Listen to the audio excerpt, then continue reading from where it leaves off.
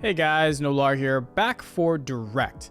Now, typically my home is on the mobile channel, but I'm going to give you my first impression of Lost Ark, the newly globally released MMO RPG from Smilegate, given that I have a long history of playing MMOs and their systems. But before I dive right in, if you're new here and want to get more first impressions, reviews, guides for all things in the gaming space, you should hit that subscribe button for 5-9 Direct and ring that notification bell. Alright, let's start off with the history of Lost Ark. The game is developed by Tripod Studios and Smilegate, who are known in the mobile space for Epic 7. Its development started in 2011 and was fully released in South Korea on November 12, 2018, shortly after it was opened up to the Russia and Japanese regions in the year 2020. And now the game has been globally released for North America, Latin America, and Europe. Unfortunately, the game won't be available in Belgium and Netherlands due to some of its in-game reward systems being incompatible with the country's loot box legislation. Now, for me, I've been playing MMO since the late 2000s, starting with World of Warcraft, Wrath of the Lich King, and moved on and off of WoW for over the last 12 to 13 years. In between there, I've experienced Guild Wars 2, Final Fantasy XIV, and Star Wars The Old Republic, and I primarily enjoy PvE as a big-time raider, but to keep my interest fresh in the games, I've dabbled in PvP here and there. And even though I lean more towards mobile gacha gaming these days, my history with MMOs and games as a live service gives me a clearer picture of how and why things are being developed. So let's dissect Lost Ark as a whole. Looking at what kind of character you can build, there are 5 major classes. Each class has several advanced classes or subclasses for a more familiar RPG term. And there is no traditional trinity system as in a tank, DPS, or healer like FF14 and WoW. One gripe that some people have, including myself, is that classes are gender locked. So what does that mean?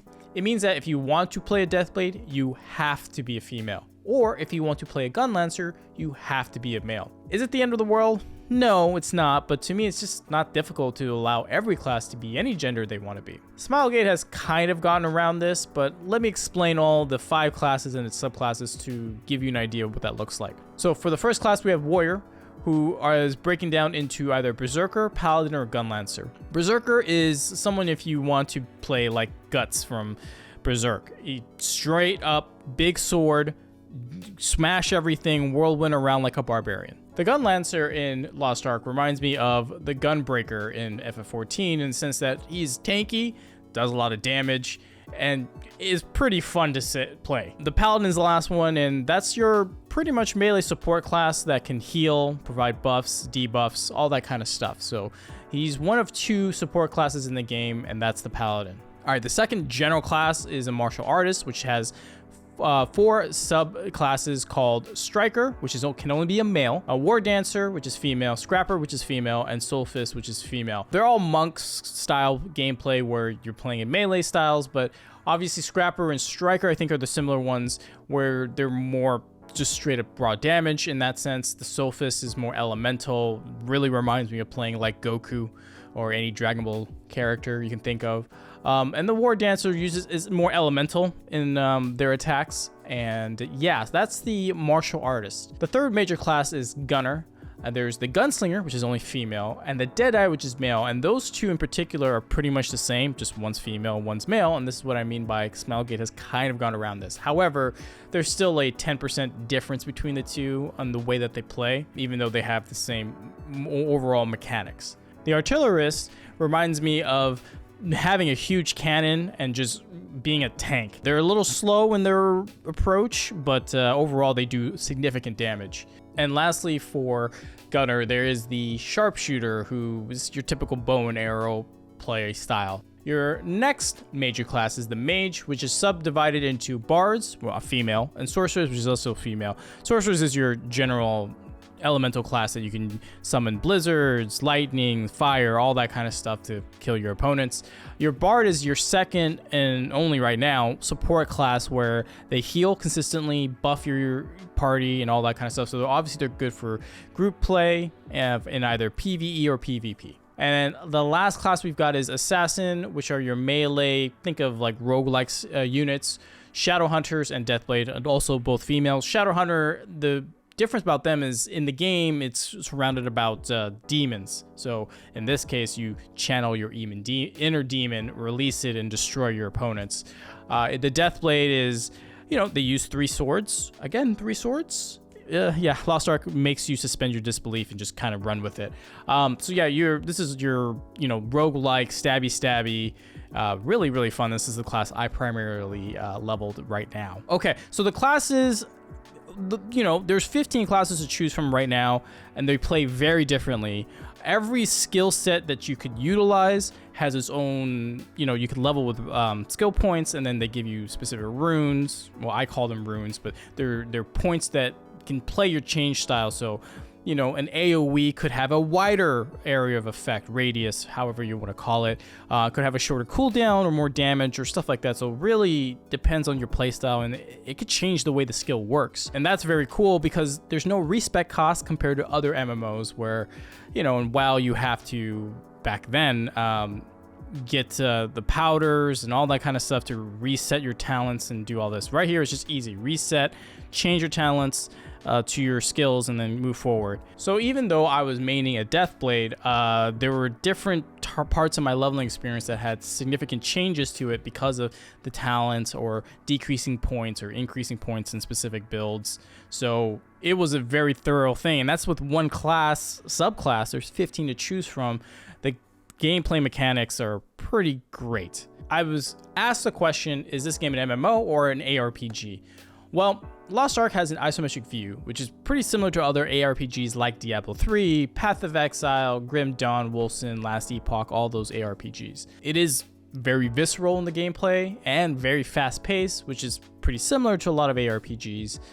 And again, no tab targeting akin to other theme park MMOs like World of Warcraft or FF14. So I can see where people at a first glance mistake Lost Ark to be an ARPG. However, the systems in the game are through and through an MMO, massively multiplayer online. So endgame contents like dungeons, raids, arenas, explorations, professions, crafting, housing, all these kind of things clearly define Lost Ark as an MMO. At least to me. And again, the difference between an ARPG and an MMO is the loot. What I mean by that, in ARPGs like Diablo and Path of Exile, you're going to have tons of loot drop all over the place. You'll have rares, set items, legendaries, all this kind of stuff just everywhere, literally everywhere. Sometimes you have a loot filter so you don't see all the loot that's dropping. So for an ARPG experience, the loot defines it because you're pushing to see what kind of build you can make with your character. Your build won't come online until you get these set pieces or legendaries or whatever it needs for ARPGs. And that's, to me, what defines an ARPG compared to an MMO, where you're looking to, loot helps your build, but it's not the defining aspect of your initial gameplay experience. And what I mean by that is you have a specific rotation, skill sets that you need to operate under. The tab targeting is what I see as MMOs. You don't have that in ARPGs. It's a very different feel. The loot's there to help, but it's not your defining experience, as I mentioned earlier. So the big old question everyone's asking me is, how long will Lost Ark last in the MMO genre?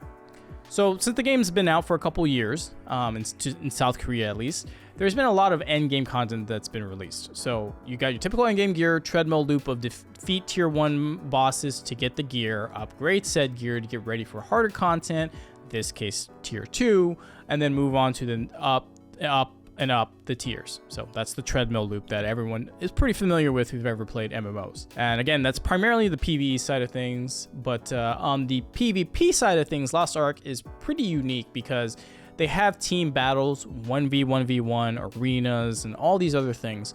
And since the game is free to play, obviously from the mobile side and the gacha side of things, people are wondering, can you pay to win? With respect to PvP, that's not the case because everything is leveled and balanced with respect to gears and all that kind of stuff. So there's all, extraneous systems, engravings and runes and all this other stuff that you can do in the game to make you better or have more control over the power that you have. But those are primarily affected for PvE. That's raiding, dungeons, and stuff like that. And those are turned off in PvP. So everything is just flat level. Your skill should primarily define your ability to beat somebody, not how much money you pay to get better gear. In my short 2-day stint with the game, there are gathering professions, so mining, archaeology, fishing, and so much more to go through. You even get a stronghold, which is instant housing in Lost Ark where you can customize your home to your heart's content.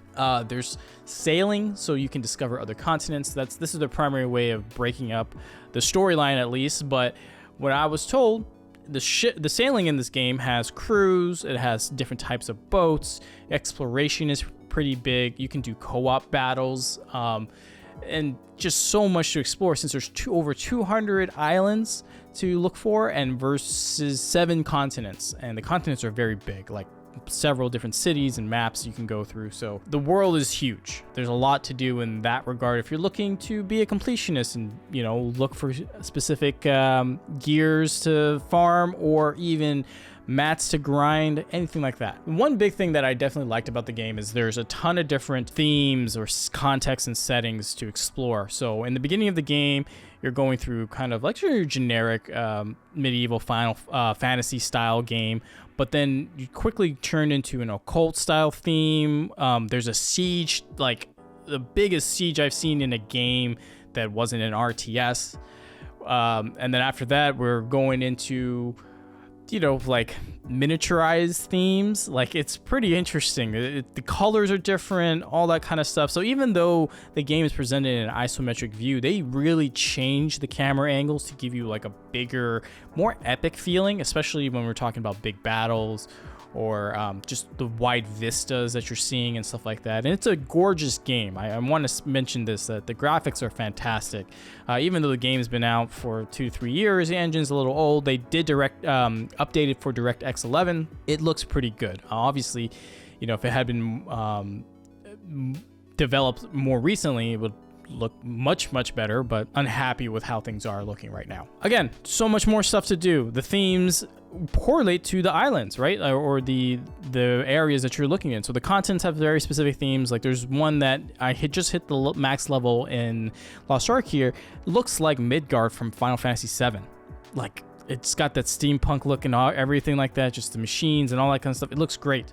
So because there's so many things to look for, the themes and the settings, they just look great. Another thing that you can do in the game are treasure maps. That's kind of similar to FF14, where, you know, at least over there you gather things, you drop a map. Here, sometimes a reward gives you a map, and then you can find a secret dungeon. You go into the dungeon, you beat a boss, you get some fat loots, get out, and you're good to go. And the last thing I want to talk about in the game is, like, the game encourages alting. And as like I mentioned earlier, there's 15 subclasses to choose from. The game encourages you that way because there's a thing called account level. Account level, as you know, do more stuff in the game, do the quests, do all the other achievements you can do. It gives you account level. Account level gives you minor stat boosts to all your characters. So if you're a min-maxing PvP, PvE player, you're going to want to, you know, make some alts. Obviously, there's daily grinds you can do, weekly grinds that give specific currencies and materials that you need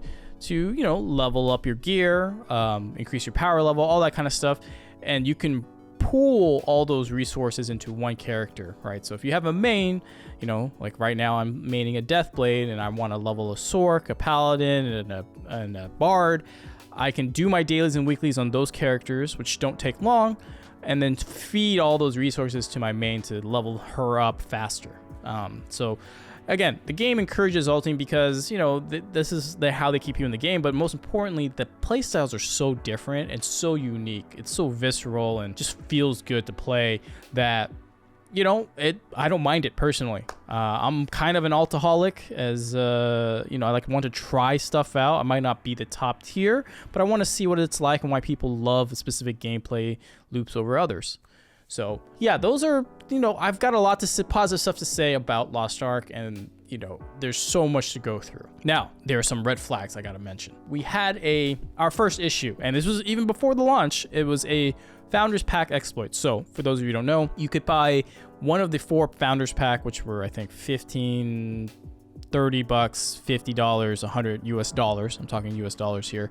And you get various in-game items, and they're valued pretty good because what the currency shop shows you now, whatever you paid for, you would have gotten a lot less if you just converted raw from, you know, pre-purchasing versus purchasing now and trying to buy them individually. Those packs were supposed to be one-time purchases only. I can only buy a platinum pack, which is $100 once. That's it. However, there was a bug, according to Amazon Game Studios, where people were given their packs, and then within that pack was another pack. And for some people, multiple packs and more packs.